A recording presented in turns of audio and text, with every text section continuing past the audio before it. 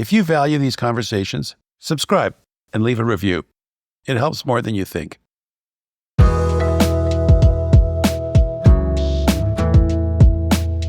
Adriano Goldschmied is here today.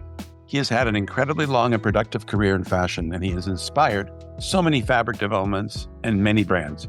To me, his career can best be summed up by the fact that just by saying his name, Adriano, anyone and everyone in the industry gets a clear picture, like the one that comes from Valentino, Dior, Madonna, or LeBron. I can't think of anyone in the industry who has the kind of name recognition and personal brand recognition. Everyone knows Adriano's accomplishments. Adriano, thank you very much for being here today. Thank you, Andrew. It is absolutely a pleasure. You know that we know each other since long time, and I would say the same thing that you said about me, I could say about you. Thank you. Thank you. I don't think that's true, but okay. My first question, and the obvious question to start off, is what is going on in our industry right now? Let's say right now the things are still doing overall pretty well. But when we talk about the future, it's very unsecure, it's totally unpredictable.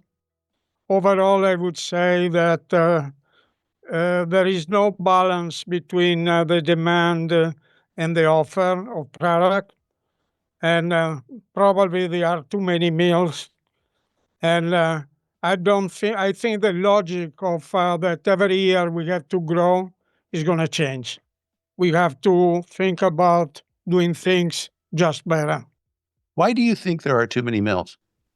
Uh, because I think that there is no balance between the offer and the demand. Let me put it another way. You have a movie theater or a drugstore, let's say in New York, Union Square. Someone's not going to put a drugstore next door to the other drugstore. I mean, if you're going to invest in a store, you want to go to a location where there's demand. Why are Yeah, people building denim mills when there's already too many? it's a difficult answer, Andrew, because on one side, I have to say what the mills are offering are things that they are very similar one to the other. And Exactly. so, yeah, so this one means that the buyer basically can choose a product from any mill around.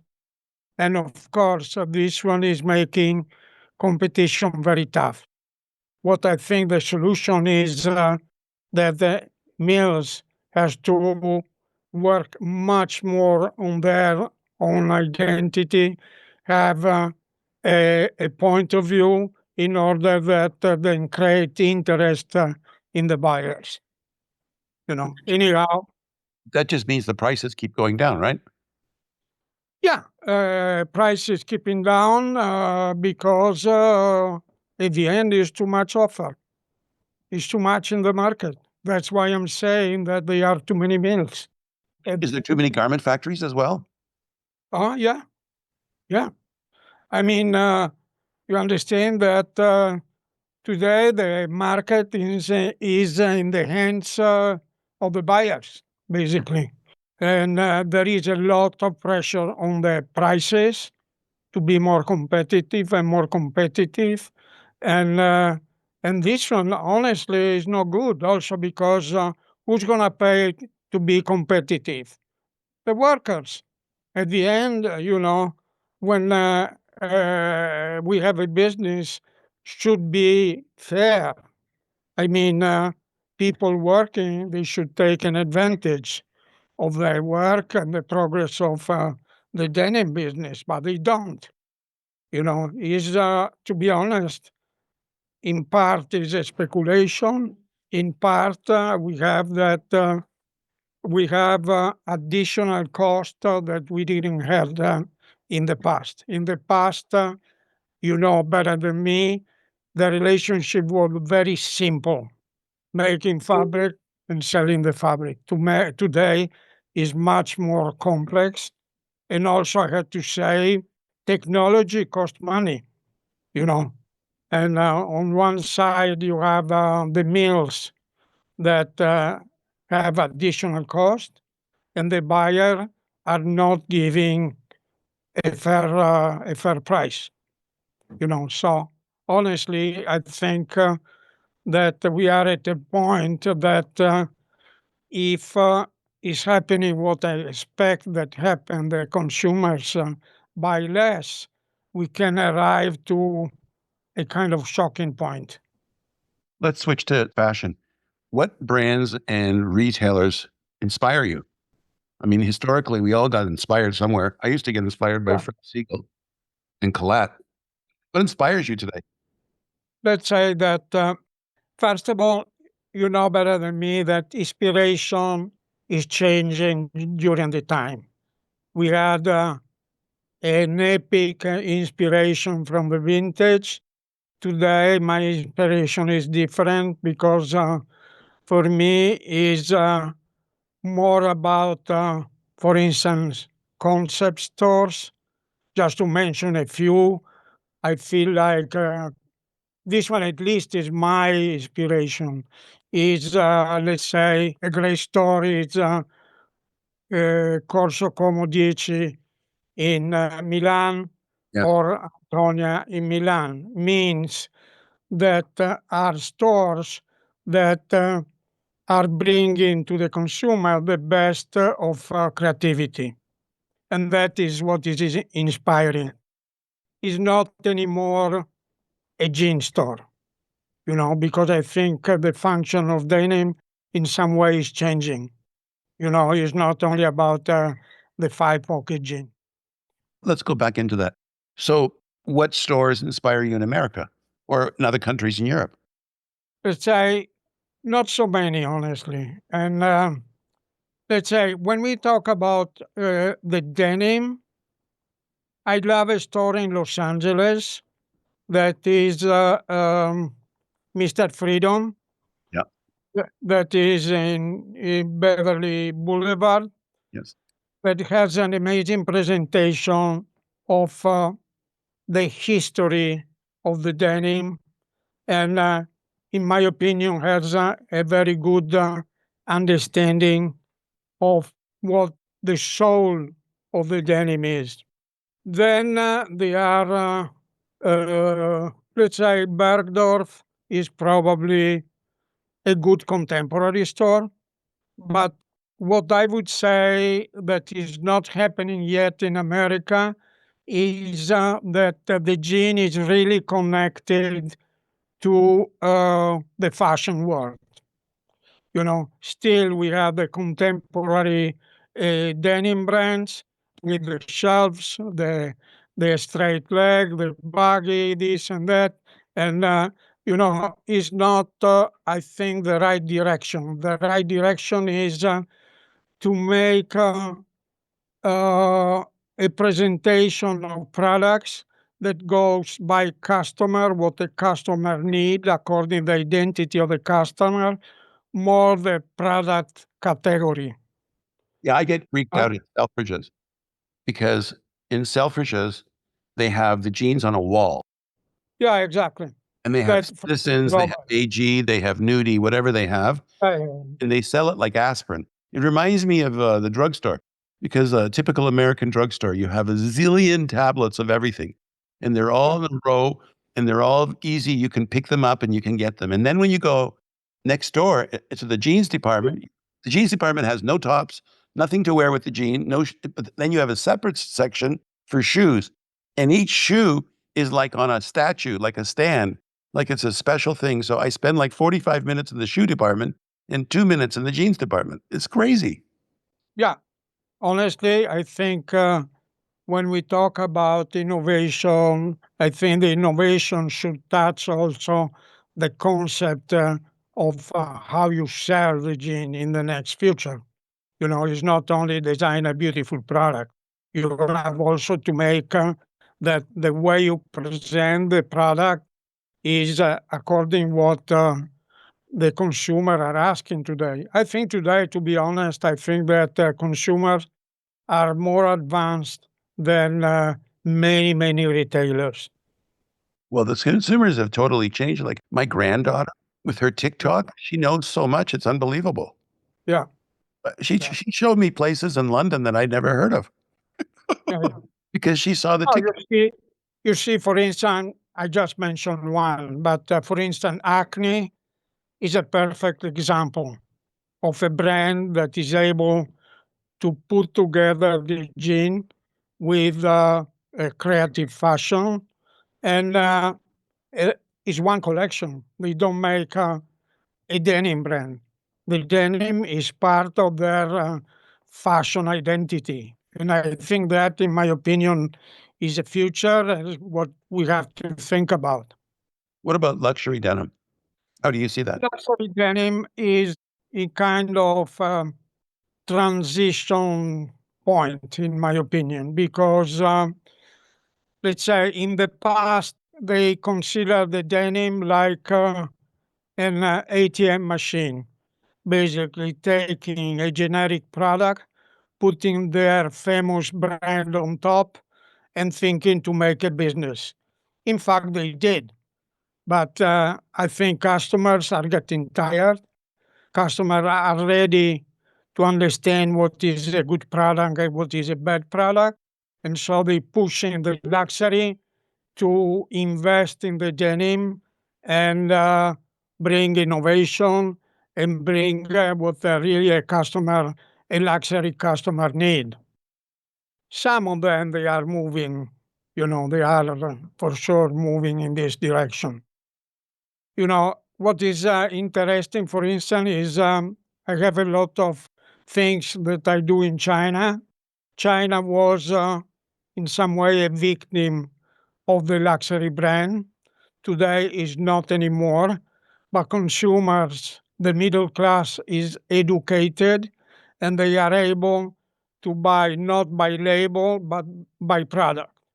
And so this one is, I think, something very interesting as the consumer is more educated today, you know.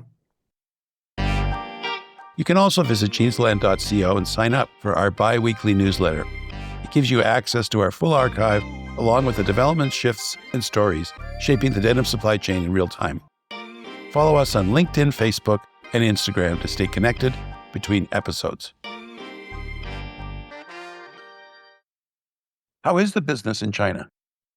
Uh, let's say for what I do is very good because basically we are not anymore in producing in China for other markets. But what is very interesting for me, I'm designing and working for the Chinese consumer. Yes. And it's funny because if you see the Congress of the Communist Party in China a few days ago, they talking about we have to increase the internal consumers. You know, that honestly, I think is a very right strategy. They are lucky in some way because we have 1.3 billion people that a certain level could be a buyer. Yeah, for sure. And Okay. second, I'm talking also about high prices because what is happening is a high level of price. I'm talking about a jean that is $200, $220, $250. It's not 19, 29, 39, you know. Yeah. Yeah. So if someone gave you an unlimited budget and you wanted to do something in the jeans industry, what would you do? First of all, it's not happening, Andrew. Well, let's just play fantasy. So basically, now we start dreaming. Yeah, let's dream. Uh, My dream, in some way, is to make a super luxury denim. I would say, for instance, working in fibers that we never been working really with in the denim business, like silk and wool. My dream is to make a denim where I'm using a Tussac silk, that is a raw silk, dye in indigo, put it on the warp, and maybe on the weft to put, I don't know, recycled linen or another fiber that could be also a man-made fiber. There are a few new things that they are very interesting. So to make probably a fabric that could be, I don't know, $50 per yard, something like that. Make things Yeah, really luxury for people that can afford it. wool is the same thing because again, I would like to put a merino wool on the warp, and show bring to the market products that they have a different feeling than cotton. There's nothing wrong with the cotton, but I think when we go and we are dreaming about new products, we have to bring new concepts of fabrics. So that brings me, you mentioned cotton. That brings me to this idea. Right now, cotton is 65 cents or something, whatever, 64 or 67, it changes every day. It's really cheap. And it basically, to for a US cotton farmer, they should really be getting 80 cents or 85 cents, and they're getting 65. Um, is cotton necessary? If the farmers don't make any money, obviously, why there's no reason to grow it. Is cotton necessary in jeans? Yes and no. In terms that when we are thinking about the global market, to substitute the function of the cotton is extremely difficult. If we see, for instance, the long journey of Tencel, Yeah. taking probably 10, 15 years at least to arrive to a small portion of the global. I don't know the percentage that Tencel has today in the jean market, but still I think is very, very low. The fact that farmers are moving from cotton to other things, honestly, I don't see that is such a bad thing because at the end, I'm happy to see that the farmers are making more money. And also, I think that the land today should be for food and not so much just to have a new pair of jeans. Of course, we have to substitute with something that has a value, you know, and that is a very difficult thing. I would say what is interesting is everything is coming out from biotechnology. For instance, what is happening with the sugar in the laboratory today. We are able from the sugar cane to make indigo. And the funny thing is, we are able to make it cotton. You know, Can you talk about that in more detail? I'm interested in that. let's say there is a company in Boston that in the laboratory is being able to produce from sugarcane cotton. Bioengineering. Obviously, yeah. But of course, one thing is a laboratory, and one thing is to be able to scale up and bring into an industrial level. But for sure, I dream about the future where, let's say, biotechnology can bring a lower impact, and the land is dedicated more to what we really need, that is food. Do we really need indigo? No, not indigo. I'm talking about the cotton. But Both. In some way. going back to indigo, so we talked about cotton. Can cotton be replaced? Is indigo necessary for jeans? Really? Oh, let's say, for me, I tell you one thing. Without indigo, it is, I'm an indigo guy, so it's clear that for me, a product without indigo is like a body without blood. Means, in my opinion, the problem is not about the indigo, but is more about how you make the indigo. Today we know that producing in the traditional way, the indigo is not a non-toxic process. In my opinion, we have to go into a process that is more friendly. Again, better than me that there are people working in this direction that are making starting to make it a little bit more than laboratory level. Indigo made from the sugar cane.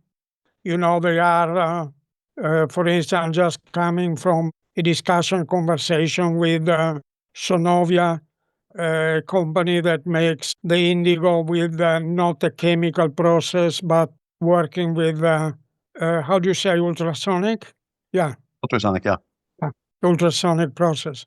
So let's say something that is happening today in some way is very exciting, but you know that in the textile business to make big changes takes long time, long time. Seen so many things appear in our industry that have great hope, and then like Yeah, just great hope. and then 3 years later, the small little story on LinkedIn, "Oh, they closed." Yeah, yeah, Right? yeah, exactly.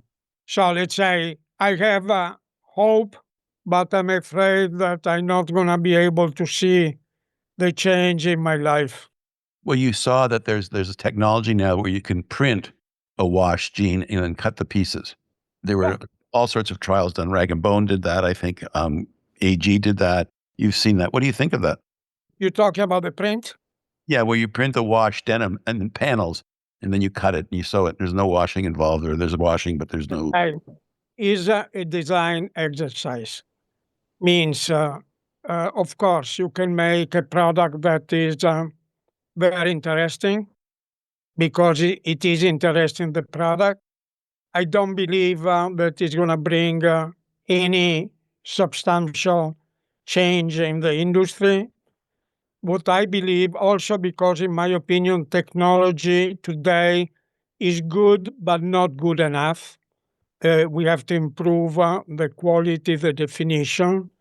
I strongly believe that the way is to print the denim in roll.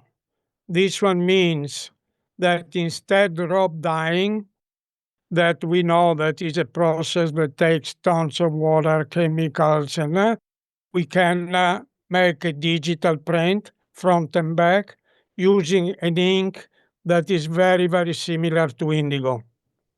This one means that this one could have a gigantic impact in the way we manage the mills, because when you ask a big mill, what is your denim inventory today?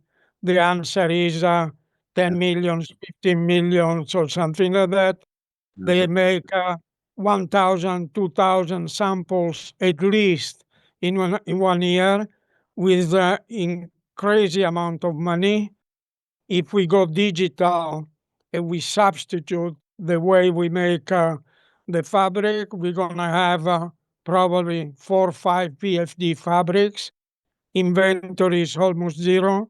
Incredible flexibility because you can change a shade just digiting a different shade. And again, it's a long way to go, but probably shorter of what we think because we already have samples that honestly are very good. Printing the panel for me is just a design exercise, or could work for a very small business that is uh, for Zegna, for a few other companies like that. Basically, they make a custom made product. But my goal is to change the industry in better. Think about printing is no water, basically no water. And so my idea is to print the denim with a special ink and then to process the garment, call it in the traditional way, means when I say traditional, anyhow with the modern technology, with the right product and, using much less water. So this one is something that I feel is probably more effective and probably requires less time. For instance, I just coming from a trip in Pakistan, and I saw a huge mill investing in seriously in printing, high technology, and going not to the story of the panel. But going on the story of printing the fabric Yeah, or the yeah. yarn, or the yarn or the fabric. No, the fabric. Yeah. Consider also one thing. Today there are machines, printing machines. They are able to compete in terms of quantity with the fastest looms, and probably able to reduce the price of the fabric. Because if you think about what is the cost of inventory, what is the cost of samples, it's tons of money. Of course. And plus more flexibility. Because you know better than me, to change a warp today, Nightmare. nobody wants to do it. They do it because they have to, but with the digital work, it's totally a different concept. This interview and conversation with Adriano was unexpectedly interesting and real.